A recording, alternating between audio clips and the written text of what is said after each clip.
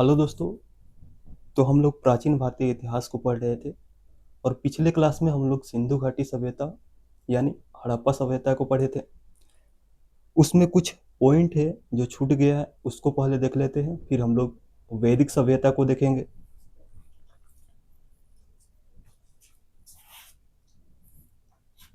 तो जो सिंधु घाटी सभ्यता थी, सिंधु घाटी सभ्यता को सिंधु घाटी सिंधु घाटी सभ्यता को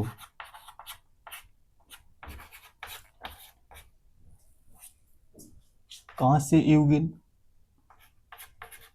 कांस्य युगीन सभ्यता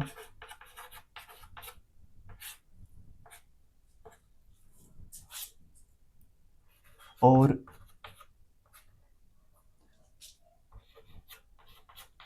नगरीय सभ्यता के नाम से भी जाना जाता है। नगरीय सभ्यता के नाम से भी जाना जाता है। यानी सिंधु घाटी सभ्यता को कांस्य युगीन सभ्यता, नगरीय सभ्यता, हड़प्पा सभ्यता, सिंधु नदी घाटी सभ्यता के नाम से भी जाना जाता है। और सिंधु घाटी सभ्यता में 4 प्रजाति के लोग रहा करते थे। टोटल 4 प्रजाति के लोग जो है रहते थे।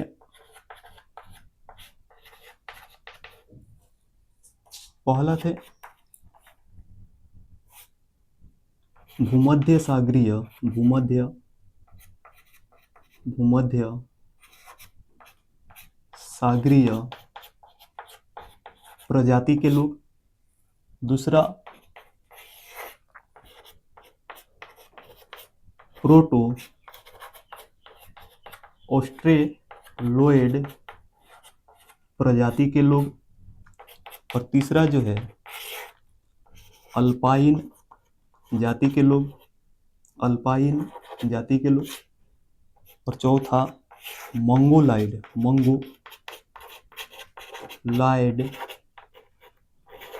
जाति के लोग जो है सिंधु घाटी सभ्यता में रहते थे।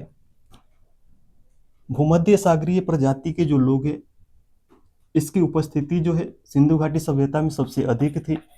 सबसे अधिक संख्या में जो थे भूमध्य सागरीय प्रजाति के लोग थे। सबसे अधिक संख्या में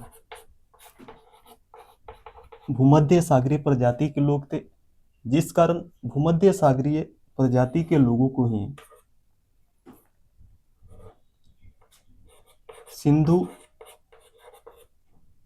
घाटी सभ्यता के निर्माणकर्ता कहा जाता है। सिंधु घाटी सभ्यता के निर्माणकर्ता के रूप में जाना जाता है।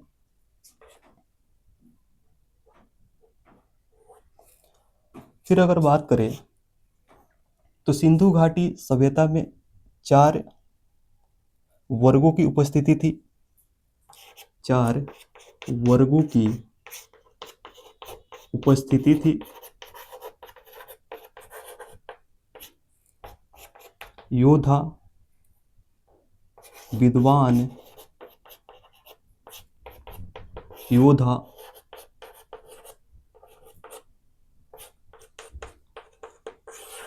श्रमिक,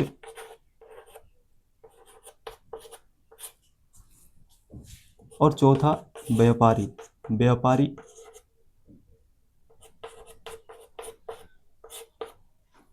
चार वर्गों की जो उपस्थिति थी सिंधु घाटी सभ्यता में, वे विद्वान थे, योद्धा थे, श्रमिक थे और व्यापारी थे। फिर अगर बात करें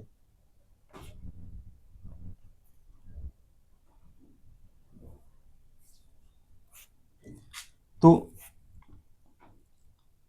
बिल्ली का पीछा करता हुआ बिल्ली का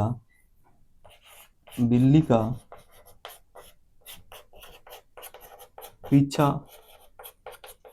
करता हुआ कुत्ता का साक्ष्य जो है, कुत्ता का साक्ष्य या प्रमाण जो है,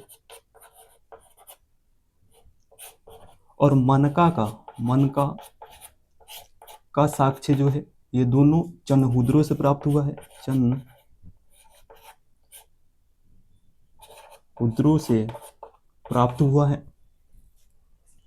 और अगला पॉइंट था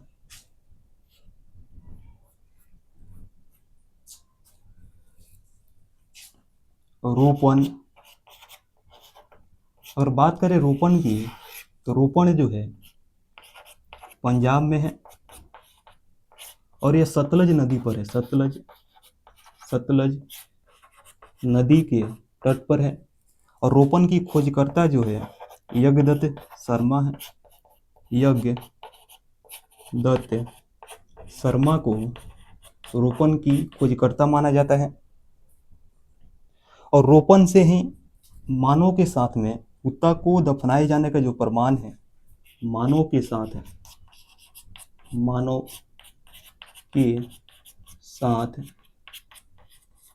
कुत्ता को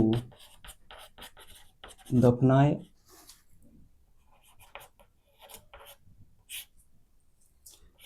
जाने का साक्ष्य जो है रोपण से ही प्राप्त हुआ है। और जो रोपण है वह स्वतंत्र भारत का प्रथम उत्खनित स्थल है। स्वतंत्र भारत का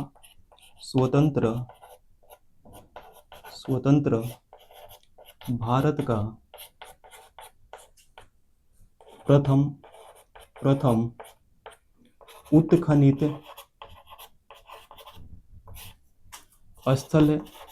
यानी स्वतंत्र भारत का प्रथम खोदा गया जो स्थल है वह रोपण है।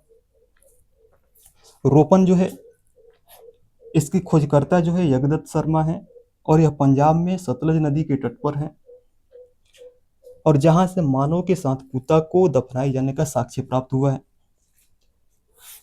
वहीं राखी गढ़ी जो है, राखी गढ़ी हरियाणा में है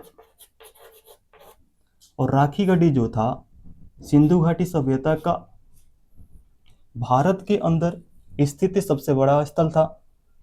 और राखी गढ़ी जो है घग्गर नदी के तट पर है, घग्गर नदी के तट पर है। और राखी गढ़ी की खोजकर्ता की अगर बात करें तो इसका खोज जो है सूरज भान ने किया है। और एक है कोट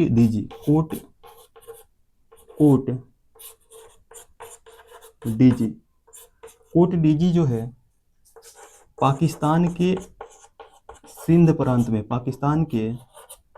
प्रांत में है। और कोट डीजी जो है सिंधु नदी के तट पर है, सिंधु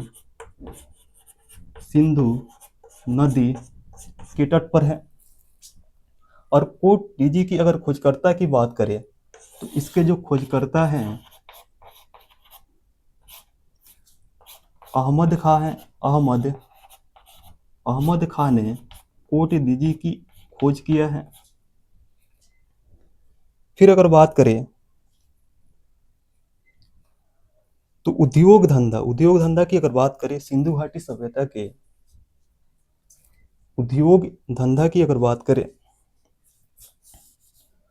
तो सिंधु घाटी सभ्यता के सबसे प्रमुख उद्योग जो है मृदभांड उद्योग था, सूती वस्त्र उद्योग था और धातु उद्योग जो है सिंधु घाटी सभ्यता के सबसे प्रमुख उद्योग थे।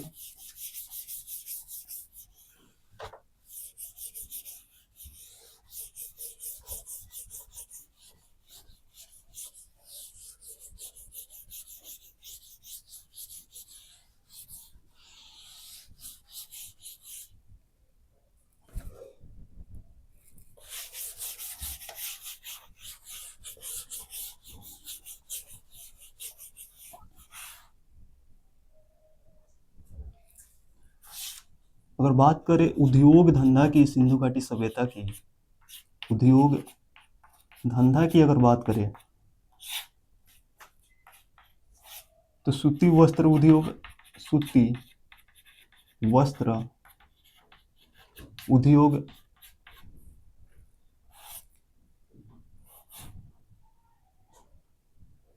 मृद भांड उद्योग और धातु उद्योग जो है सिंधु घाटी सभ्यता का सबसे प्रमुख उद्योग था।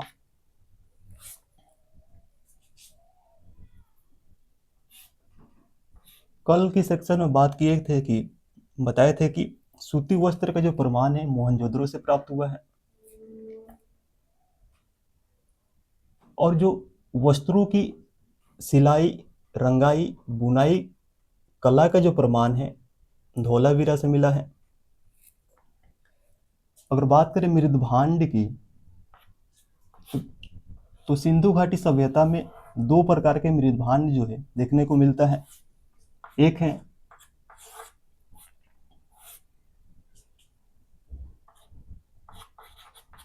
लाल और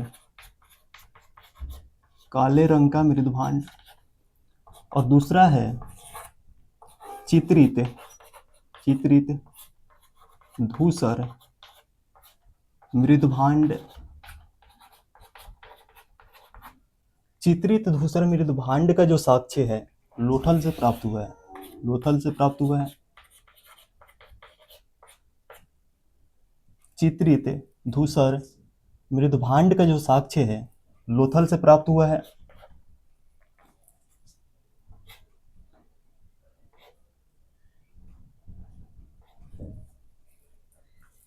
फिर एक बात करें धातु उद्योग की, अगर बात करें तो जो सिंधु घाटी सभ्यता के लोग थे वे लोग मिश्रित धातु से परिचित थे, क्योंकि उन्होंने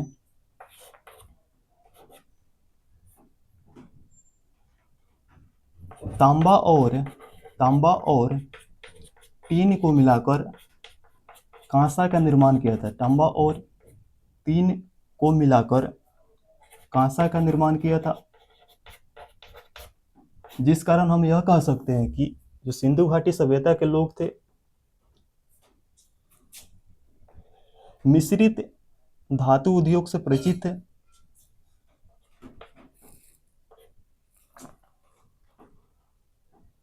वहीं अगर बात करें अगला पॉइंट की, तो अगला पॉइंट है प्रथम नगरीकरण का जो प्रमाण है सिंधु घाटी सभ्यता में ही देखने को मिलता है। प्रथम नगरीकरण का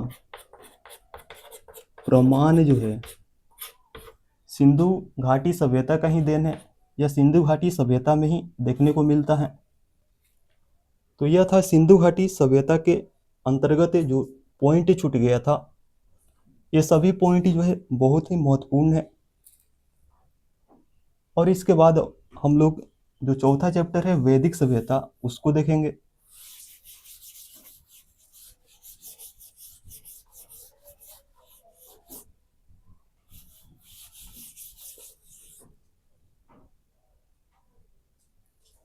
वैदिक सभ्यता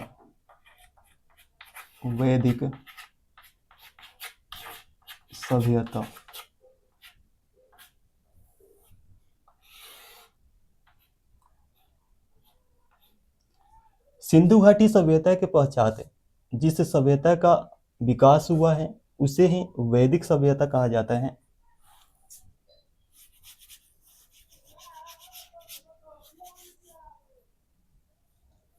और वैदिक सभ्यता के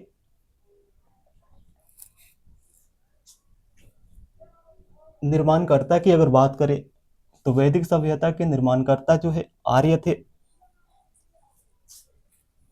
आर्यों को ही वैदिक सभ्यता का निर्माणकर्ता माना जाता है। और जो आर्य थे ये एक पशु चारक थे, और ये लोग मध्य एशिया के रहने वाले थे। और पशु के लिए चारा की तलाश में ये लोग मध्य एशिया से ईरान होते हुए भारत आए थे। आर्य जो थे, आर्य को ही वैदिक सभ्यता का निर्माणकर्ता माना जाता है। और आर्य जो थे मध्य एशिया के रहने वाले थे, मध्य एशिया के रहने वाले थे, रहने वाले थे। और ये जो आर्य थे पशु चारक थे, पशु चारक थे, और पशुओं के लिए चारा के तलाश में मध्य एशिया से ईरान होते हुए भारत आए थे, भारत आए थे।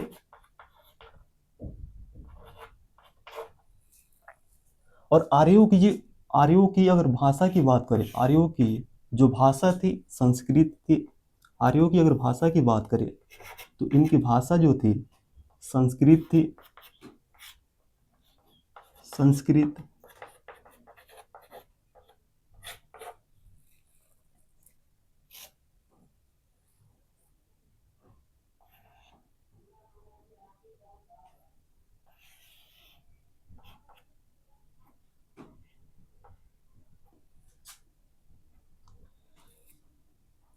मैक्स मुलर का मानना था कि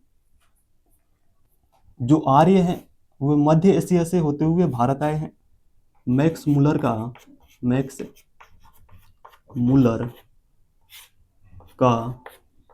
मानना था कि जो आर्य है वे मध्य एशिया से भारत आए हैं, यानी मध्य एशिया के रहने वाले थे। मैक्स मुलर का कहना था कि जो आर्य है मध्य एशिया के रहने वाले थे। और आर्यों के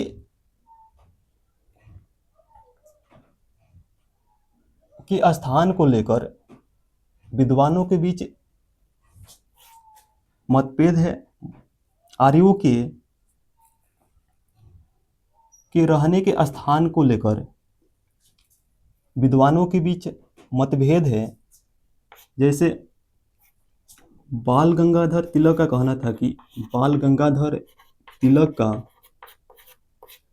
था कि जो आर्य है आर्कटिक क्षेत्र या ध्रुवीय क्षेत्र के रहने वाले थे। जो आर्य थे आर्कटिक या ध्रुवीय क्षेत्र के रहने वाले थे।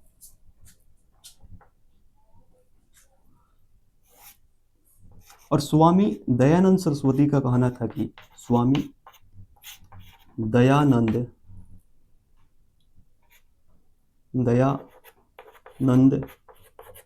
सरस्वती का कहना था कि जो आर्य हैं तिब्बत के रहने वाले थे, तिब्बत के रहने वाले थे।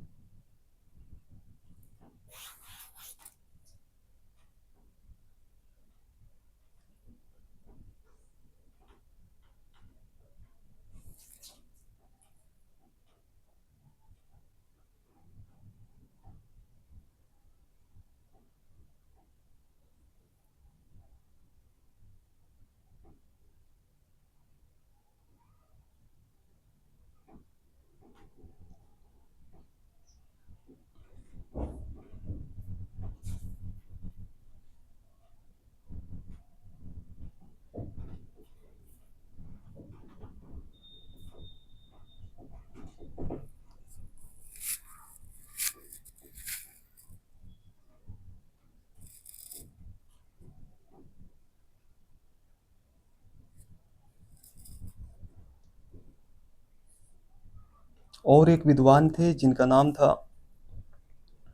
अभी याद नहीं आ रहा है, लेकिन उनका कहना था कि आर्य जो थे सप्त सैंधो क्षेत्र के रहने वाले थे।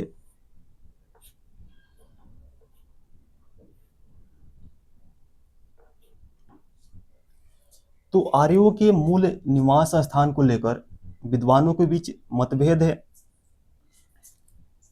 लेकिन बहुत सारे विद्वानों को मानना है कि जो आर्य थे मध्य एशिया के रहने वाले थे। यानी मैक्स मुलर के मत से बहुत सारे विद्वान जो है सहमत हैं। मैक्स मुलर ने ही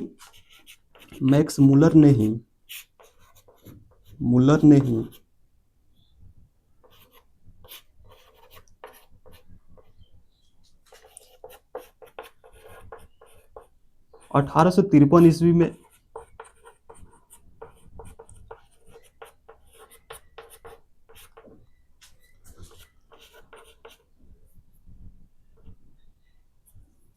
आर्यों के लिए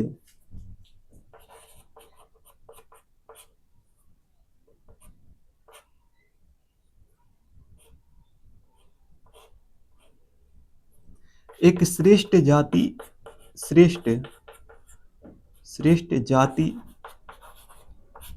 शब्द का प्रयोग किया है। श्रेष्ठ जाति शब्द का प्रयोग जो है मैक्स मुलर ने किया है। आर्यों की शाब्दिक अर्थ की अगर बात करें, आर्यों की शाब्दिक अर्थ की अगर बात करें तो आर्यों का अर्थ होता है श्रेष्ठ या कुलीन। आर्यों का शाब्दिक अर्थ होता है श्रेष्ठ या कुलीन।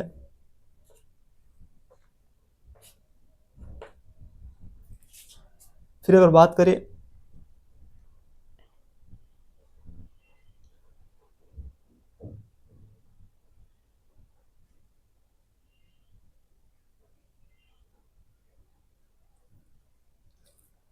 तो वैदिक काल को दो भागों में बांटकर पढ़ा जाता है। वैदिक काल को दो भागों में बांटकर पढ़ा जाता है। वैदिक काल को दो भागों में बांटकर पढ़ा जाता है। एक है ऋग वैदिक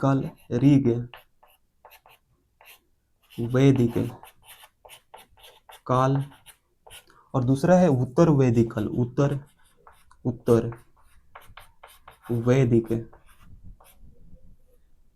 काल।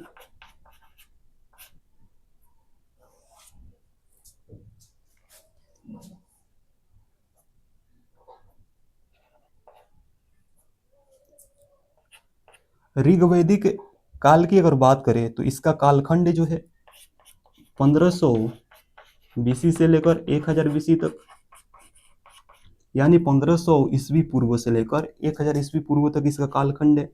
वहीं उत्तर वैदिक काल के कालखंड की अगर बात करें तो इसका कालखंड जो है 1000 बीसी से लेकर यानी 1000 ईस्वी पूर्व से लेकर 600 ईस्वी पूर्व तक। और ऋग्वैदिक काल के विषय में जानकारी का जो सबसे प्रमुख स्रोत है वह है ऋग्वेद। जानकारी का सबसे प्रमुख स्रोत जो है ऋग्वैदिक काल के विषय में जानकारी का जो सबसे प्रमुख स्रोत है वह है ऋग्वेद। जानकारी का सबसे प्रमुख स्रोत जो है जानकारी का सबसे प्रमुख स्रोत जो है ऋग्वेद है।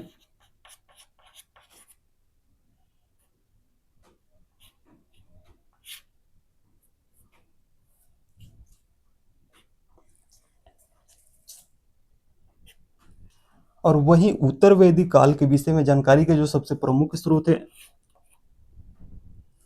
यजुर्वेद, सामवेद,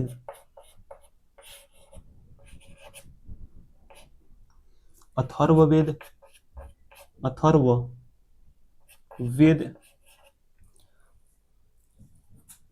जिन्होंने कहा था कि सप्त सिंधु क्षेत्र के जो आर्य हैं, सप्त सिंधु क्षेत्र के रहने वाले थे, उनका नाम था अविनाश चंद्र दास। अविनाश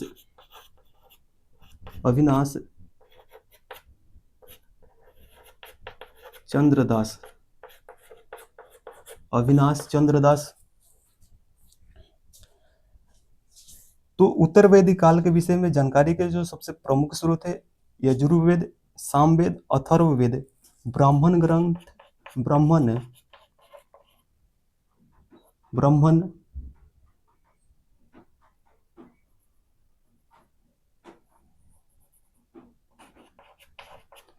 ग्रंथ,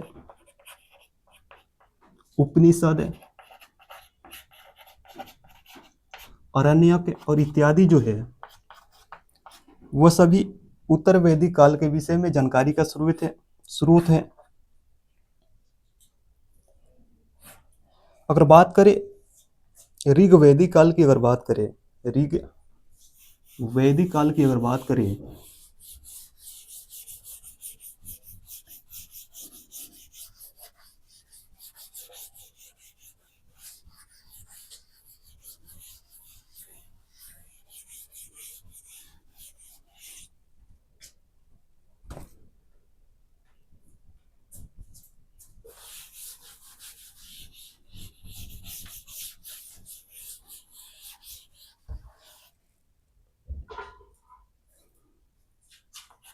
ऋग वैदिक काल, तो इसका कालखंड जो है 1500 ईस्वी पूर्व से लेकर 1000 ईस्वी पूर्व तक। और ऋग वैदिक काल के विषय में जानकारी का जो सबसे प्रमुख स्रोत है ऋग्वेद है। ऋग्वेद है। और ऋग्वेद जो कहता है कि ऋग्वेद यह कहता है कि जो आर्य थे वे सप्त सिंधु क्षेत्र के रहने वाले थे। आर्य जो थे सप्त सिंधु क्षेत्र के रहने वाले थे, क्षेत्र के रहने वाले थे। क्योंकि जो आर्यों का विस्तार था, आर्यों का जो विस्तार था सिंधु नदी से लेकर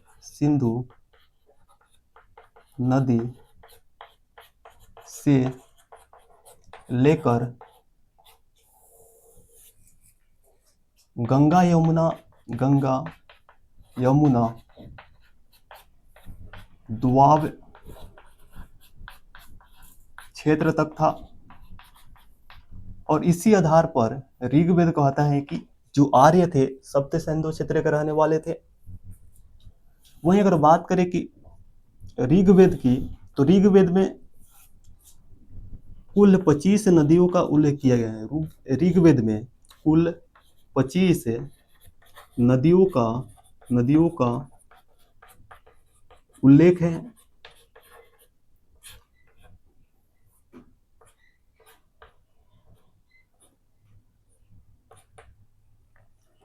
और वहीं अगर बात करें तो ऋग्वेद में सबसे अधिक बार वर्णित नदी जो है, सबसे अधिक बार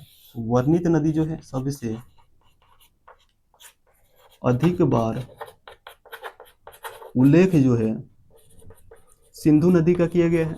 ऋग्वेद में सबसे अधिक बार उल्लेख जो है सिंधु नदी का किया गया है। सिंधु नदी का किया गया है। वहीं सबसे पवित्र नदी जो है ऋग्वेद के अनुसार सबसे पवित्र नदी जो है सरस्वती नदी को माना गया है। सबसे पवित्र नदी जो है सरस्वती नदी को माना गया है। और सरस्वती नदी के लिए ऋग्वेद में नदीत्मा,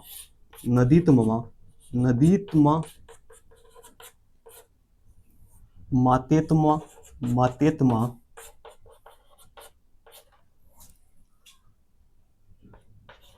और देवीत्मा शब्द का प्रयोग जो है ऋग्वेद में सरस्वती नदी के लिए किया गया है। वहीं ऋग्वेद में गंगा नदी का उल्लेख जो है एक बार किया गया है, और ऋग्वेद में यमुना नदी का उल्लेख जो है, यमुना नदी का उल्लेख जो है 3 बार किया गया है, 3 बार किया गया है। यानी ऋग्वेद में कुल 25 नदियों का उल्लेख देखने को मिलता है, जिसमें से सबसे अधिक बार जिस नदी का उल्लेख है वह है सिंधु नदी। और ऋग्वेद में सबसे पवित्र नदी जो है सरस्वती नदी। गंगा नदी का उल्लेख जो है 1 बार किया गया है, और यमुना नदी का उल्लेख जो है 3 बार किया गया है।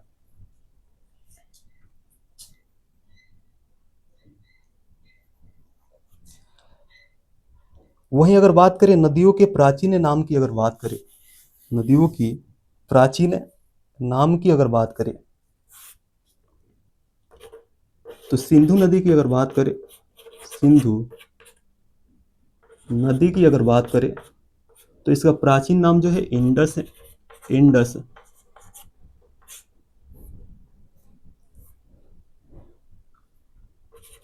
झेलम नदी का, झेलम, चिनाब, रावी, ब्यास,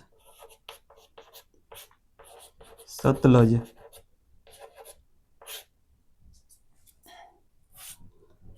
गंडक, गोमती। तो झेलम नदी का प्राचीन नाम जो है बितास्ता है, बितास्ता, बितास्ता। और चिनाब नदी का अस्किनी, अस्किनी। वहीं रावी नदी का प्राचीन नाम जो है परूसनी, परूसनी।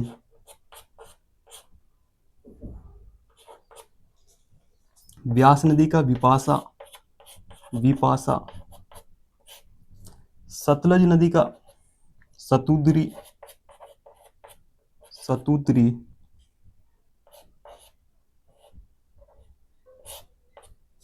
गंडक नदी का सदानीरा, सदा नीरा। गोमती नदी का गोमल।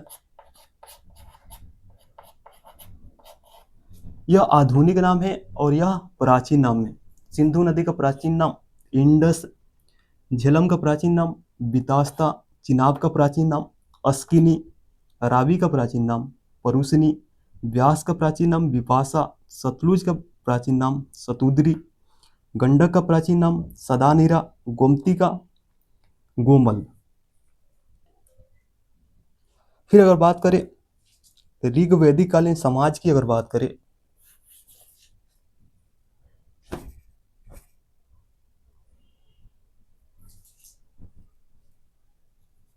तो ऋग्वैदिक काल में टोटल 4 वर्णों की उपस्थिति थी, और जो वर्णों का निर्धारण किया जाता था वह कर्म के आधार पर किया जाता था। ऋग्वैदिक काल में वर्णों का निर्धारण जो है कर्म के आधार पर किया जाता था।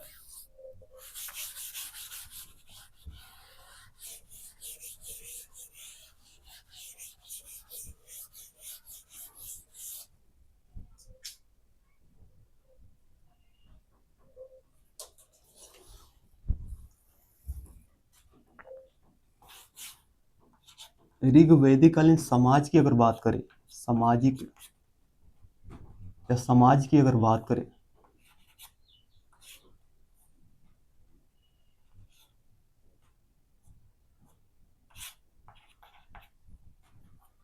तो ऋग्वेद के 10वें मंडल के पुरुष सूक्त में, ऋग्वेद के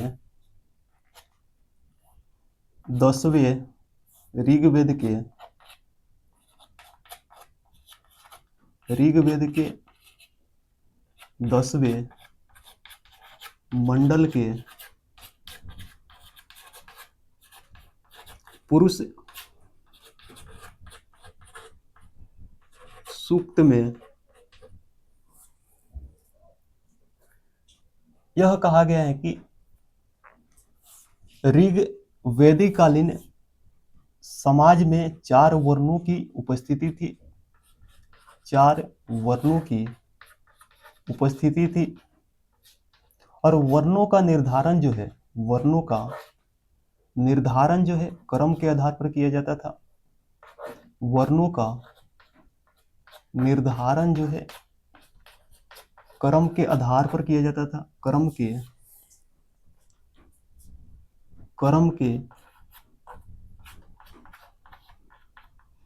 आधार पर किया जाता था। और ऋग्वेदिक कालीन जो समाज था, समाज जो था पितृ सप्तात्मक था। पितृ सप्तात्मक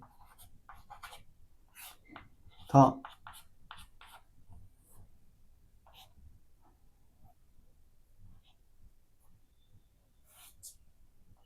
और इस समय समाज की अगर बात करें तो इस समय समाज की सबसे छोटी और जो आधारभूत इकाई थी, सबसे छोटी और आधारभूत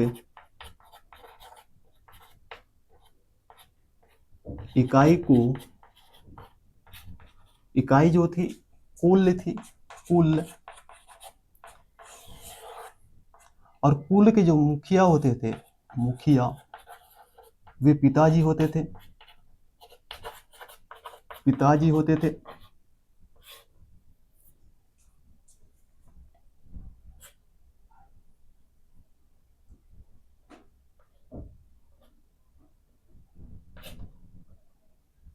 जिनके लिए कुलप शब्द का प्रयोग किया गया है। कुलप शब्द का प्रयोग जो है किया गया है। यानी ऋग्वेदिक कालीन समाज की जो सबसे छोटी और आधारभूत इकाई थी वह थी कुल।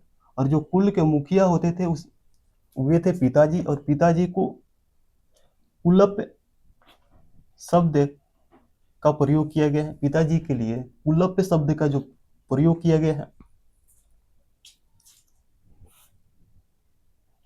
और इस समय जो समाज था,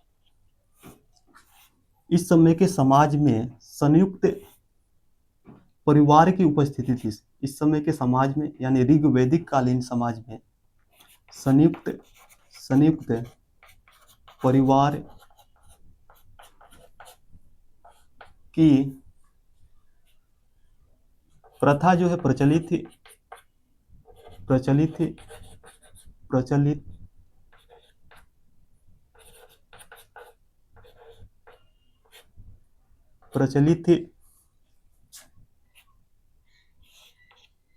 और ऋग्वेदिक कालीन समाज की अगर बात करें तो ऋग्वेदिक कालीन समाज में महिलाओं की स्थिति जो थी बहुत सम्मानजनक थी। महिलाओं की जो स्थिति थी, महिलाओं की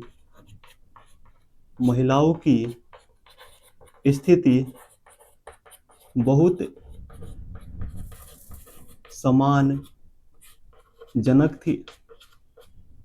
बहुत सम्मानजनक थी।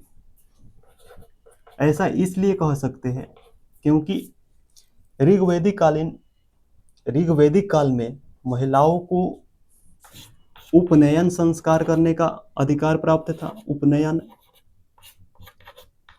संस्कार करने का अधिकार प्राप्त था। महिलाएं जीवन भर अविवाहित रह सकती थी, जिसे अमाजु कहा गया है। जीवन भर अविवाहित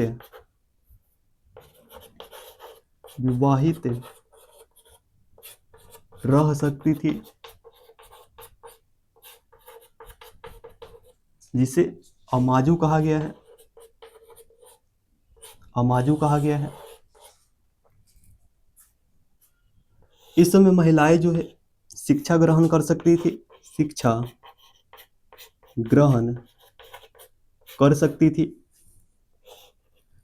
और यज्ञ में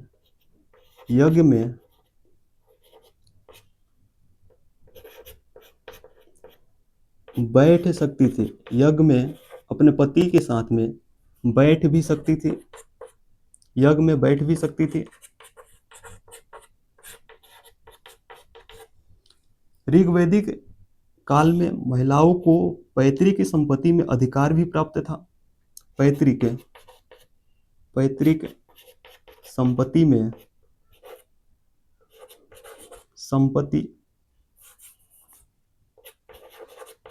पैतृक संपत्ति में अधिकार भी प्राप्त था। अधिकार भी प्राप्त था।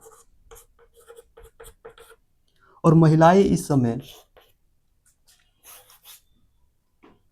सभा और सम्मेलन में भाग भी ले सकती थी। भाग भी ले सकती थी।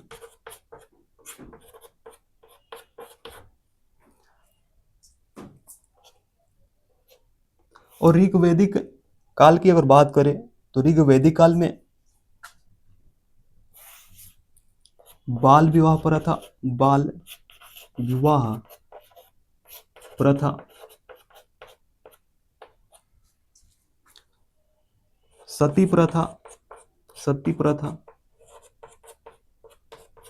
और पर्दा प्रथा का प्रचलन जो है देखने को नहीं मिलता है। प्रथा का प्रचलन जो है देखने को नहीं मिलता है। और वहीं अगर बात करें तो ऋग्वैदिक काल में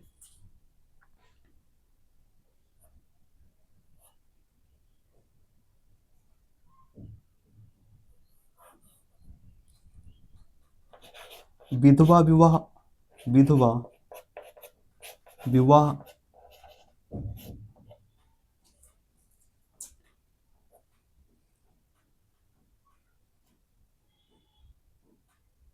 नियोग प्रथा और दास प्रथा का प्रचलन जो है देखने को मिलता है। नियोग प्रथा और दास प्रथा का प्रचलन जो है देखने को मिलता है, जिससे यह मालूम चलता है कि ऋग्वैदिक काल में महिलाओं की स्थिति जो थी बहुत सम्मानजनक थी। महिलाओं को काफी सारे अधिकार भी प्राप्त थे।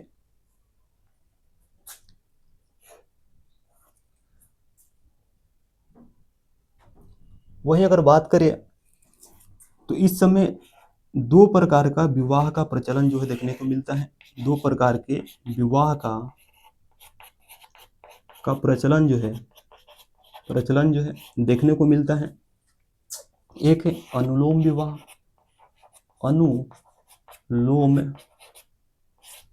विवाह, दूसरा है प्रतिलोम विवाह।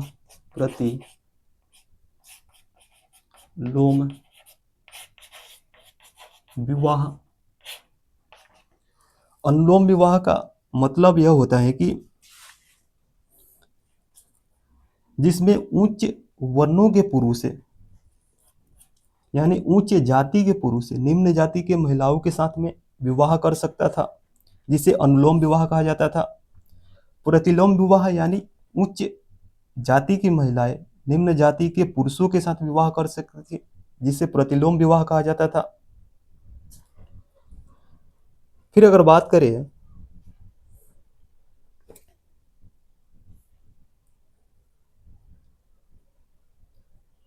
अगर आर्यों की लिपि की बात करें तो आर्यों की जो लिपि थी ब्रह्मी लिपि थी।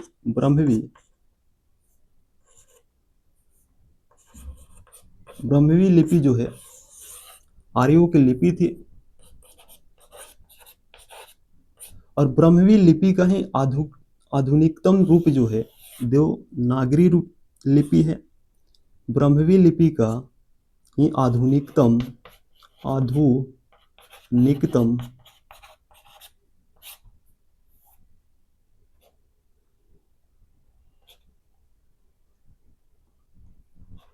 लिपि जो है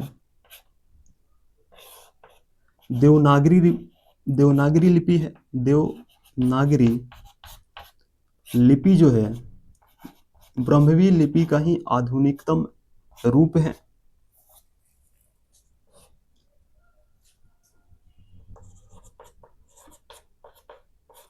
आर्यों की लिपि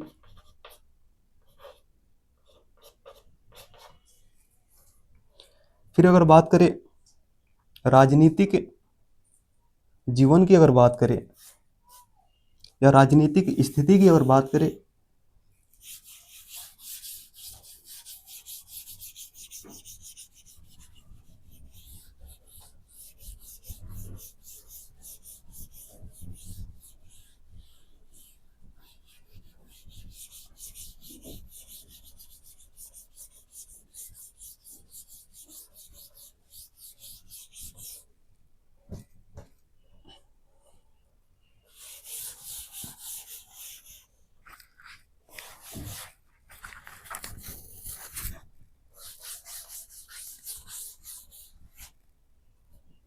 अगर बात करें राजनीतिक स्थिति की, अगर बात करें राजनीतिक स्थिति की अगर बात करें,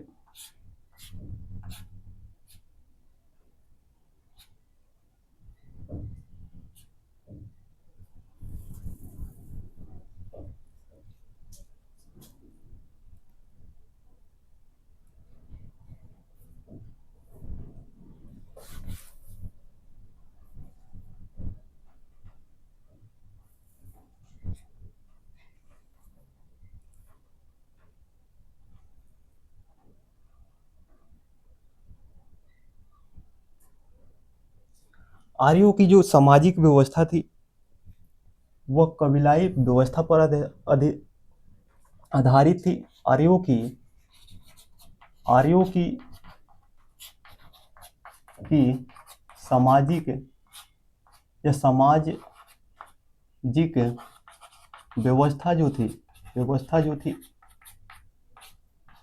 व्यवस्था कबीलाई व्यवस्था पर आधारित थी।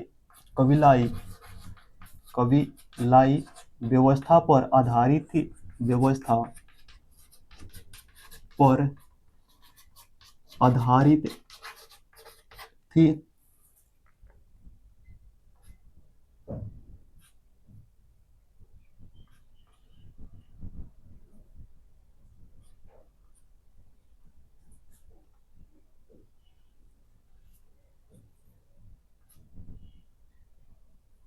और आर्यों को पंचजन कहा गया। आर्यों को पंचजन कहा गया है क्योंकि इनके 5 कबीला थे।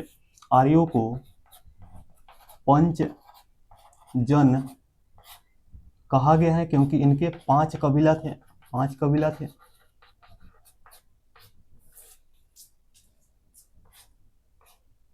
और 5 कबीला जो थे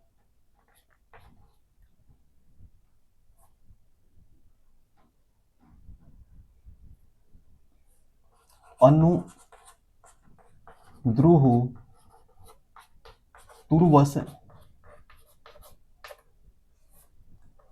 यदु और पुरु जो है, ये 5 कबीला जो है आर्यों के थे। और इन 5 कबीला के जो प्रमुख थे वे राजा होते थे। 5 कबीला के जो प्रमुख थे, यानी प्रत्येक जो कबीला था इनके प्रमुख जो थे राजा थे।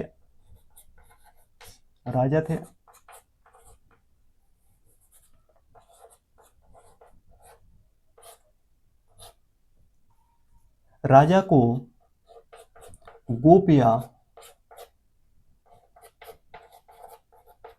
गोपस्य कहा जाता था, यानी कबीले का संरक्षक जो है राजा को कहा जाता था। कबीले का संरक्षक राजा को कहा जाता था।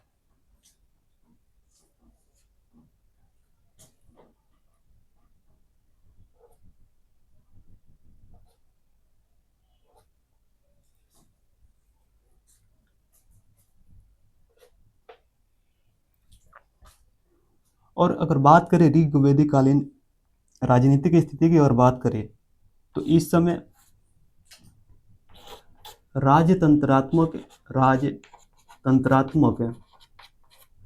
शासन प्रणाली जो है देखने को मिलता है, राजतंत्रात्मक है शासन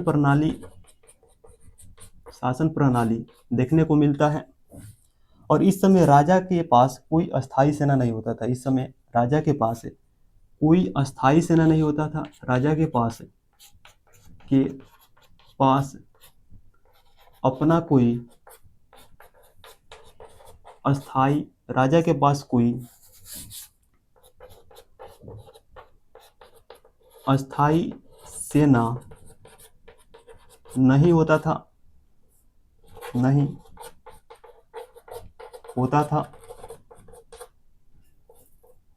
और इस समय बलि जो था एक प्रमुख कर था। बलि जो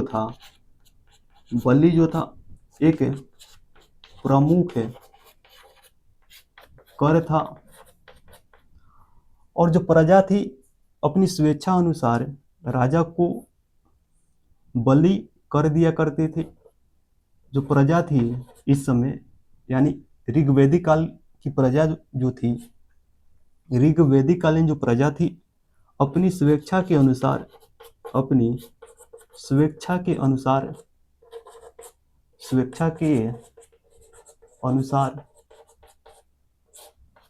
बलि नामक कर दिया करती थी। और जो बलि कर था यह फसल के उत्पादन का 1/6 भाग हुआ करता था। फसल के उत्पादन का 1/6 भाग हुआ करता था।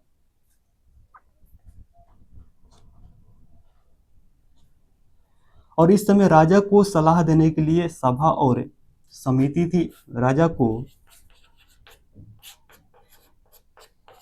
सलाह देने के लिए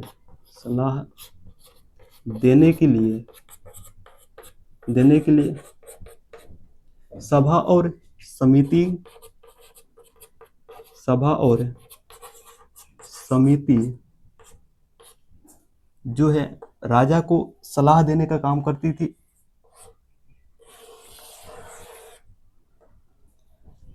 फिर अगर बात करें सभा की, तो सभा की टोटल संख्या जो है 9 थी। और सभा जो था यह सम्राट एवं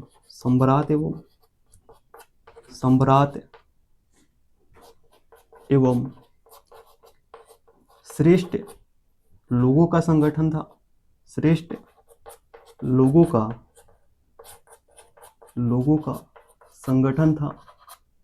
संगठन था। और समिति जो थी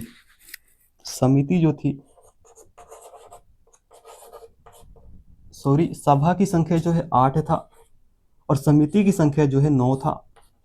और समिति जो थी यह आम जनों की संगठन थी। आम जनों की संगठन थी। और एक है विदत।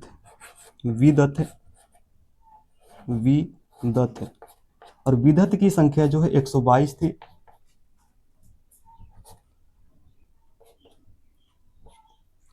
और विदत भी जो था यह भी आम जनों का संगठन था। और जो विदत था यह सबसे प्राचीनतम जनतांत्रिक संगठन था। सबसे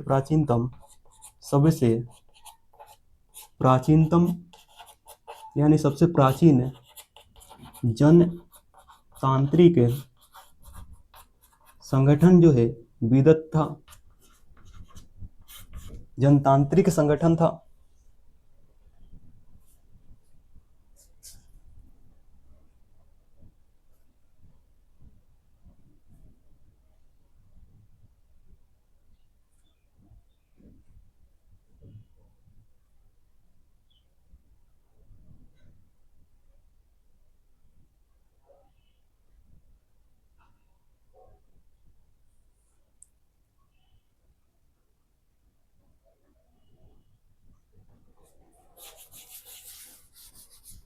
फिर अगर बात करें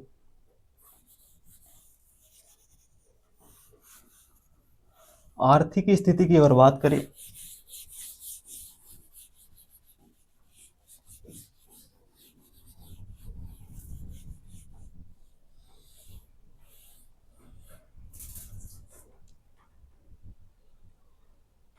लेकिन उससे पहले अगर बात करें ऋग्वैदिक कालीन राजनीतिक व्यवस्था में ही, तो ऋग्वैदिक कालीन समाज में प्रशासनिक जो क्षेत्र था 5 भागों में विभक्त था। प्रशासनिक जो क्षेत्र था, प्रशासनिक प्रशासनिक प्रशासनिक क्षेत्र जो था 5 भागों में विभक्त था। कुल, ग्राम, विष, जन और राष्ट्र। इसका क्रम भी याद रखिएगा, इसका क्रम जो है एग्जाम में पूछ लिया जाता है। यानी कुल, ग्राम, विष, जन और राष्ट्र, यह प्रशासनिक क्षेत्र था। अब देखेंगे हम लोग आर्थिक स्थिति की अगर बात करें,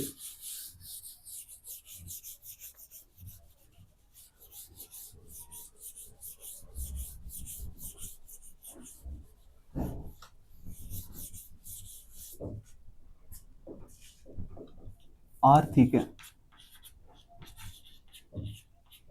स्थिति की अगर बात करें तो ऋग्वैदिक कालीन लोगों का जो मुख्य व्यवसाय था वह था, यानी मुख्य जो पेशा था, मुख्य पेशा जो था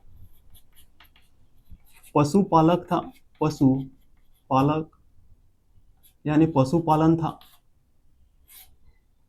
और दूसरा जो पेशा था वह था कृषि।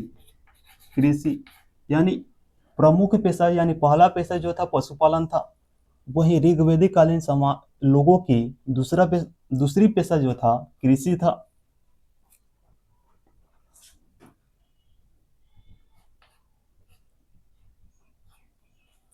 और इस समय यानी ऋग्वैदिक काल में गाय जो थी सबसे पवित्र पशु गाय को माना जाता था।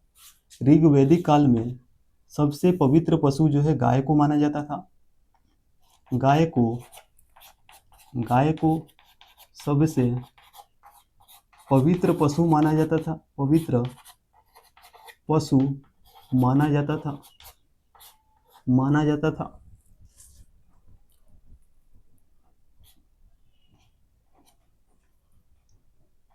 और गाय के लिए अधन्य शब्द का प्रयोग किया गया। गाय के लिए ऋग्वेद में अधन्य शब्द का प्रयोग किया गया है, यानी न मारे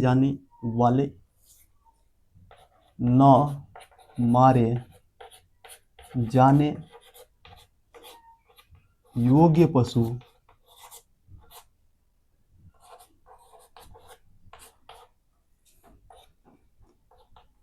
यानी गाय के लिए ऋग्वेद में अधन्य शब्द यानी न मारे जाने योग्य पशु का उल्लेख किया गया है। और गाय जो है ऋग्वेद में अधिकतर जो लड़ाइयाँ हुई है, ऋग्वेद में अधिकतर लड़ाइयाँ जो है गाय को लेकर ही हुआ है। ऋग्वेद में अधिकतर लड़ाइयाँ जो है, अधिकतर लड़ाई जो है गाय को लेकर ही हुआ है। और गायों के लिए सत्यदाय शब्द का प्रयोग किया है। सत्यदाय शब्द गायों के लिए ऋग्वेद में सत्यदाय शब्द का प्रयोग किया गया है। यानी किसी व्यक्ति की हत्या के बदले, किसी व्यक्ति की हत्या के बदले 100 गाय देना होता था। यानी ऋग्वेद में गायों के लिए सत्यदाय शब्द का प्रयोग किया गया है, जिसका अर्थ होता है कि किसी भी व्यक्ति की हत्या के बदले में 100 गाय जो है देना होता था। और ऋग्वेद में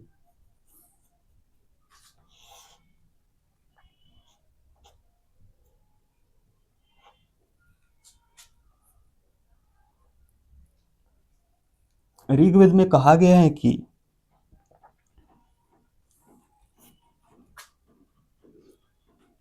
कि गाय के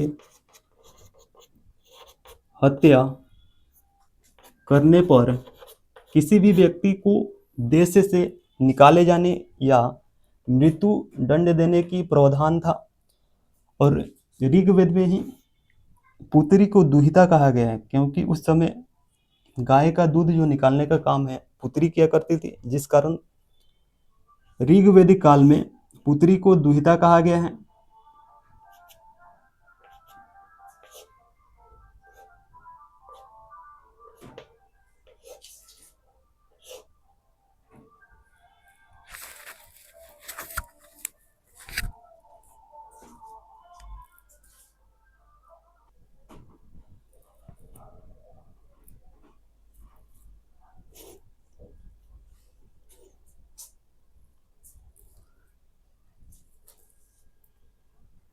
तो हम लोग आर्थिक स्थिति को पढ़ रहे थे,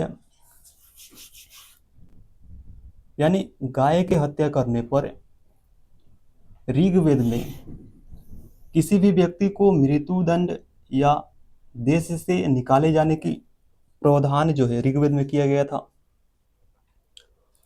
और दुहिता शब्द पुत्री के लिए ऋग्वेद में पुत्री के लिए ऋग्वेद में दुहिता शब्द का प्रयोग किया गया है।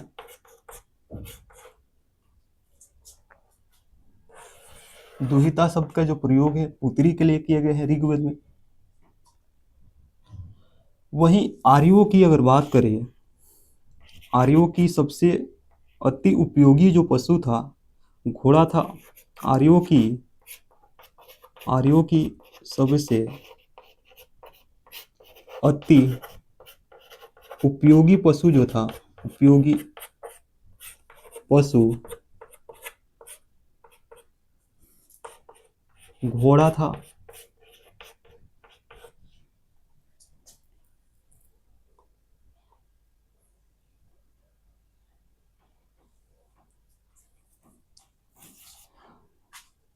और जो व्यापार था वस्तु विनिमय प्रणाली पर आधारित था। और व्यापार जो था वस्तु विनिमय प्रणाली पर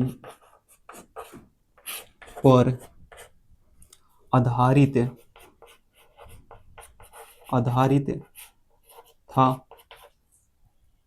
फिर अगर बात करें धार्मिक स्थिति की, अगर बात करें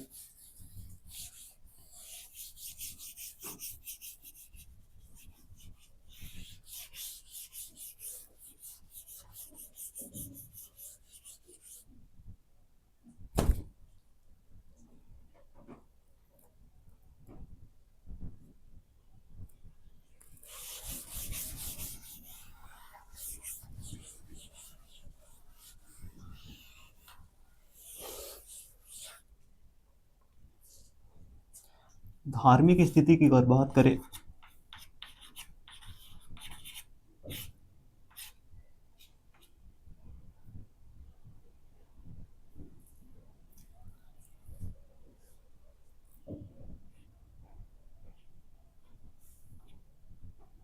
तो ऋग्वैदिक कालीन में, यानी ऋग्वैदिक काल की अगर बात करें तो ऋग्वैदिक काल में धार्मिक स्थिति के बारे में सबसे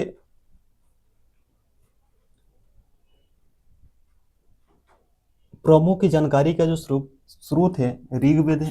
प्रमुख जानकारी का जो स्रोत है, प्रमुख जानकारी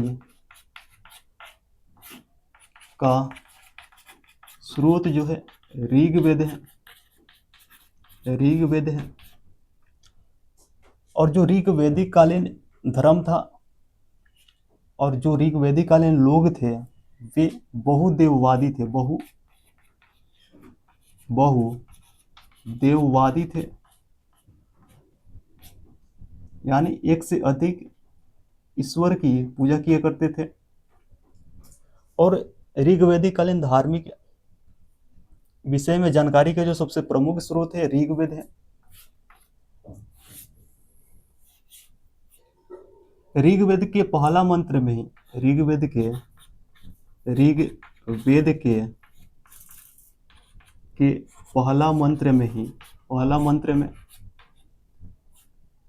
पहला मंत्र जो है अग्नि देवता को समर्पित है। अग्नि देवता को समर्पित है। और ऋग्वेद में अग्नि देवता के लिए ऋग्वेद में अग्नि देवता का उल्लेख जो है 200 बार किया गया 200 बार किया गया है। और ऋग्वेद में अग्नि देवता के लिए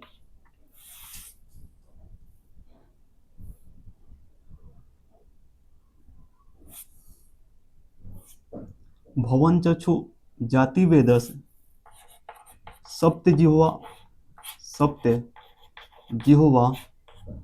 भवन चक्षु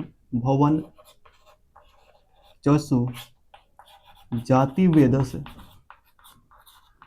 शब्द का प्रयोग जो है ऋग्वेद में अग्नि देवता के लिए किया गया है। और अग्नि देवता जो है ऋग्वेदिक कालीन दूसरा सबसे प्रमुख देवता है, दूसरा सबसे लोकप्रिय देवता है, दूसरा सबसे लोकप्रिय देवता है। वहीं ऋग्वेदिक कालीन सबसे प्रमुख देवता जो है ऋग्वेदिक कालीन सबसे प्रमुख देवता जो है सबसे प्रमुख देवता की अगर बात करें तो ऋग्वेदिक कालीन सबसे प्रमुख देवता जो है इंद्र है। और इंद्र की चर्चा जो है ऋग्वेद में 250 बार किया गया है। और ऋग्वेद में इंद्र के लिए पुरंदर शब्द का प्रयोग किया गया है। पुरंदर शब्द का प्रयोग जो है इंद्र के लिए ऋग्वेद में किया गया है। और इंद्र देवता जो है युद्ध का देवता,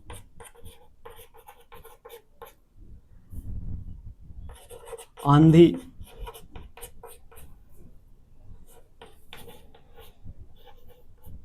तूफान और बादल का देवता जो है इंद्र देवता है। इंद्र देवता को ही युद्ध का देवता कहा जाता है, आंधी तूफान और बादल का देवता कहा जाता है। वहीं ऋग्वेदिक कालीन सबसे प्राचीन देवता जो है धौव है। ऋग्वेदिक कालीन सबसे प्राचीन देवता की अगर बात करें तो ऋग्वेदिक कालीन सबसे प्राचीन देवता जो है धौव है। और धौव जो है आकाश के देवता हैं, आकाश के देवता हैं। धौव को आकाश का देवता कहा जाता है। वहीं ऋग्वेदिक कालीन तीसरा सबसे लोकप्रिय देवता जो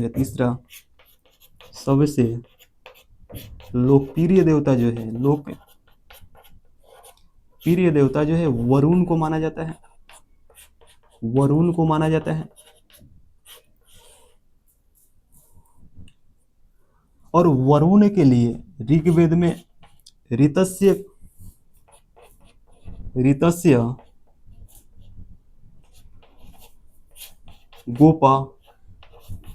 गोपा शब्द का प्रयोग किया गया है। ऋतस्य गोपा शब्द का प्रयोग जो है वरुण के लिए ऋग्वेद में किया गया है। फिर अगर बात करें तो जो पुसन है पशुओं के देवता है। पुसन को पशुओं का देवता माना गया है। पुसन जो है पशुओं के देवता माने गए हैं। वहीं मरुत को आंधी का देवता माना गया है। और इन सभी देवताओं के अलावे ऋग्वेद में देवियों की भी चर्चा की गई है। अगर देवी की बात करें तो उषा देवी जो है उषा जो है प्रभात की देवी है, उषा को प्रभात की देवी माना गया है, उषा को प्रभात की देवी माना गया है। वहीं अरण्यई को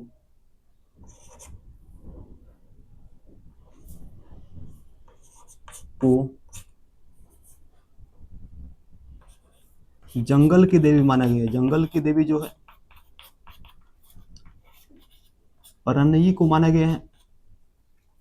वहीं इला को संकट हरने वाली देवी माना गया है। संकट हरने वाली देवी जो है इल्ला को माना गया है। और एक है अदिति। अदिति देवताओं की माता जो है अदिति को माना गया है। देवताओं की माता जो है अदिति को माना गया है। तो यह था ऋग्वैदिक कालीन समाज, यानी ऋग्वैदिक काल के समाज और धार्मिक जीवन, राजनीतिक जीवन और आर्थिक जीवन। तो आज की क्लास में हम लोग यहीं तक रहने देते हैं और कल की क्लास में हम लोग जो उत्तर वैदिक काल है, उत्तर वैदिक काल को पढ़ेंगे। उत्तर वैदिक काल में अगर बात करें तो उत्तर वैदिक काल में जो ऋग्वैदिक काल में लोगों का मुख्य व्यवसाय पशुपालन हुआ करता था, वहीं उत्तर वैदिक काल में लोगों का जो मुख्य व्यवसाय कृषि हो जाता है, क्योंकि उत्तर वैदिक काल में लोहा की खोज हो जाती है। यानी लौह प्रौद्योगिकीकरण का जो शुरुआत है उत्तर वैदिक काल से ही माना जाता है। जैसे ही लोहा की खोज होती है वैसे ही लोहा के औजार, हल यानी कृषि यंत्र बनाए जाने लगे, जिससे फसल का जो उत्पादन है ज़्यादा होने लगा। इसलिए उत्तर वैदिक काल में लोगों का जो मुख्य व्यवसाय था वह कृषि हो गया। और उत्तर वैदिक काल में अगर बात करें तो महिलाओं की जो स्थिति में काफ़ी कमी यानी गिरावट देखने को मिली है। उपनयन संस्कार करने का अधिकार नहीं दिया गया। जो विधवा विवाह था उसमें कमी देखने को मिली। शिक्षा ग्रहण करने का अधिकार को भी सीमित कर दिया गया। महिलाओं को उत्तर वैदिक काल में घर तक ही सीमित रखा गया। और उत्तर वैदिक काल में अगर बात करें तो जो पैतृक संपत्ति में अधिकार होता था उसको भी महिलाओं से छीन लिया गया। तो यानी कुल मिलाकर यह कह सकते हैं कि उत्तर वैदिक काल में महिलाओं की स्थिति में काफ़ी गिरावट देखने को मिली है, क्योंकि इस समय जो विधवा विवाह था उसमें कमी देखने को मिली। बाल विवाह का प्रचलन हो चुका था। और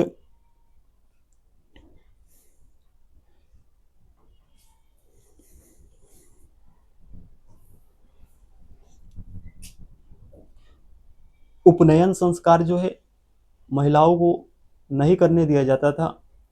यानी पूरी तरह आज़ादी पर जो प्रतिबंध है वह उत्तर वैदिक काल में महिलाओं की आज़ादी पर प्रतिबंध लगा दिया गया। वहीं राजा जो ऋग्वैदिक काल में अगर बात करें तो राजतंत्रात्मक शासन प्रणाली देखने को मिलता था, लेकिन वहीं उत्तर वैदिक काल में वंशानुगत शासन प्रणाली जो है देखने को मिलता है। ऋग्वैदिक काल में पुषण जो थे पशुओं के देवता थे, वहीं उत्तर वैदिक काल में पुषण जो है आंधी के देवता हो जाते हैं। ऋग्वैदिक काल में सरस्वती जो है नदी की देवी थी, लेकिन उत्तर वैदिक काल में सरस्वती जो है विद्या की देवी हो जाती है। तो ये सभी बदलाव जो है उत्तर वैदिक काल में देखने को मिलता है। तो कल की क्लास में हम लोग उत्तर वैदिक काल को पढ़ने वाले हैं। तो चलिए मिलते हैं कल की क्लास में। जय हिंद दोस्तों।